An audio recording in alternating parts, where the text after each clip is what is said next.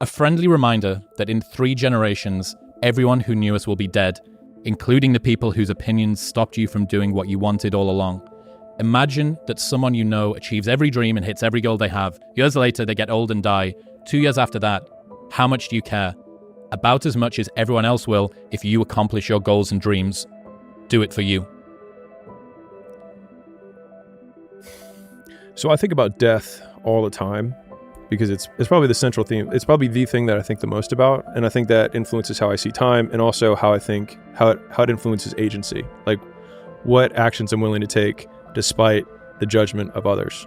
And so a lot of times, and it might be because I have more insecurity than everyone, that I think like, man, I want to do this thing. And then I hear all these other voices of reasons why I shouldn't do it, or why somebody else will say like, that's bad, or you're bad, or like, that's wrong, whatever. And so I think I've had to come up with a lot of these devices to get around my own insecurities, to take action despite those insecurities.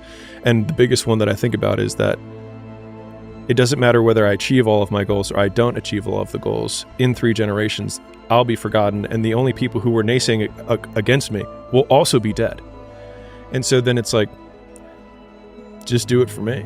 And then when I wake up every day, there's only one voice I have to listen to. But that means that you need to be able to work out what to do from first principles. You now no longer have societal norms or assistants or role models or archetypes or expectations, and that's also difficult in a different way. I think that the more you flex whatever that muscle is of like independent thinking, the more it becomes the default way that you think, and then everyone else's actions just start looking more and more insane to you. What's an example of that you can think of? I mean, shoot. Just the most basic ones of like living the life that you don't want, not wearing what you want to wear, not dating who you want to date, not living where you want to live. Like you're living at home and you want to move and your parents say no and you don't make the move, or you're dating a girl because she's socially accepted, by your friend group, she's safe, but like there's always some distance in between you, but you're like, I don't want to risk it, right? Or like you're in the job and every day you go there and you're like, I mean, it's okay. And the idea of just living an okay life just sounds so terrifying to me that the freedom to fail over and over again is still more fulfilling to me. At least it feels like it's real than walking through kind of on autopilot.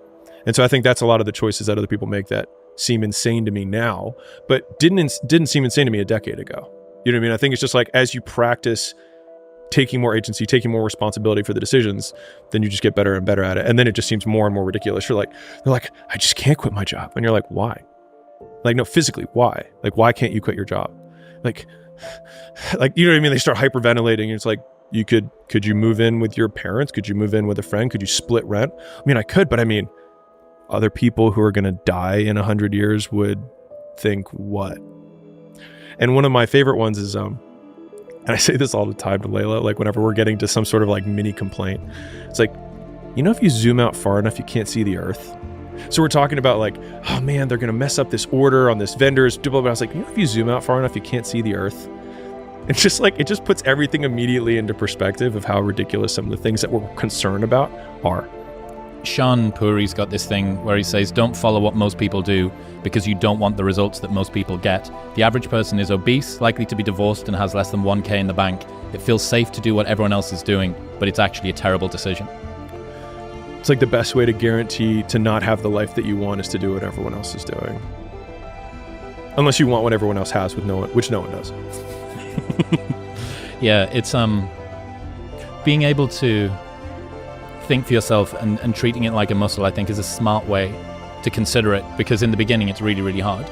You've been resting on societal norms and the way you've dealt with past trauma and your parents' expectations and what all of your friends do and what's accepted and all of this stuff for so long that when it first comes to you needing to step on that muscle, it's like trying to move your ears. Like, all humans have got muscles that can move their ears, but because no one works it as a child, they just atrophy away. And this is the ear muscle of personal growth.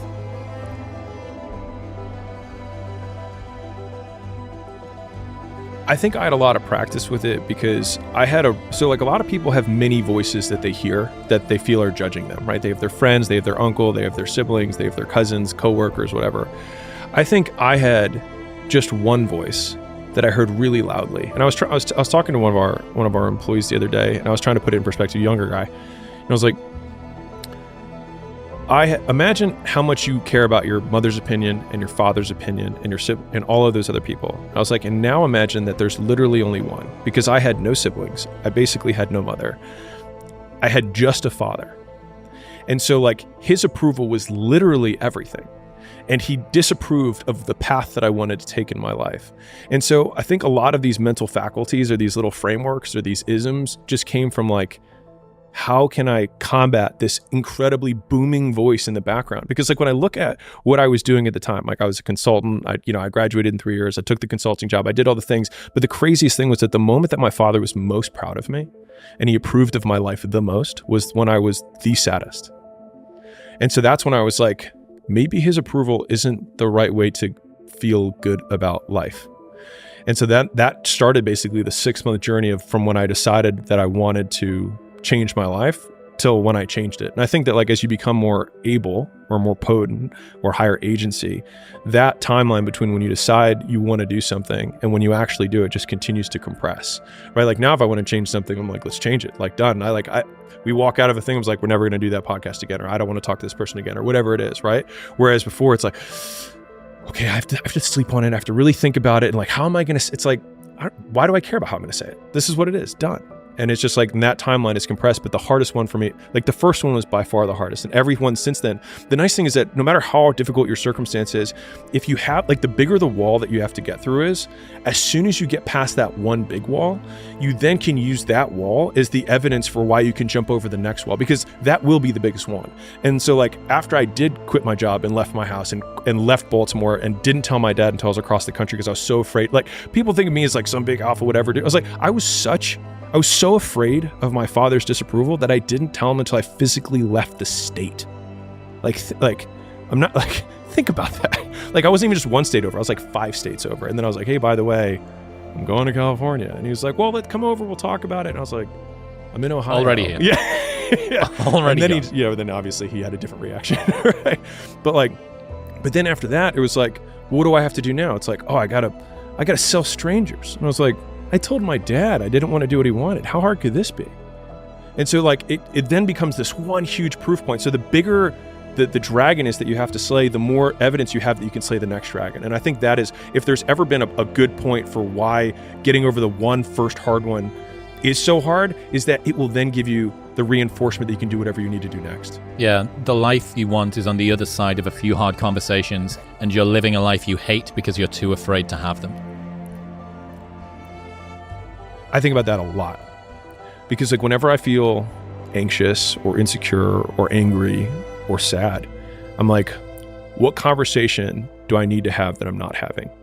And so then, and usually if I just think for not that long, I'm like, this is the conversation I've been putting off. And then, I'm not the poster child of mental health. And so I'll just call myself a pansy for not having the conversation. And then I just have it. And so again, I think it's like, I need to have this conversation, and the time between when I have it versus, or when I know I need to have it, when I actually have it, just continues to compress. And if you've ever had like a breakup or an employee firing, or a quitting if you're an employee, like these things that you dread, I don't know if you notice it, but like the day you do it, the moment after you do it, I'm like, how many other conversations can I have? Like, I want to be like, I'm like, who else do I need to talk to? Yeah, totally. Because become a serial killer for awkward conversations. So like the next series of hard conversations that I had after I left home was actually like years later. So I had multiple partners, and I said I had a partner in one of my gyms. I had a partner in 4 other gyms. I had a partner in a chiro and dental marketing agency, and all of them relied on me to make money. And so all of their livelihoods were still dependent on me, but I was splitting everything, and it was horrible for me at the time.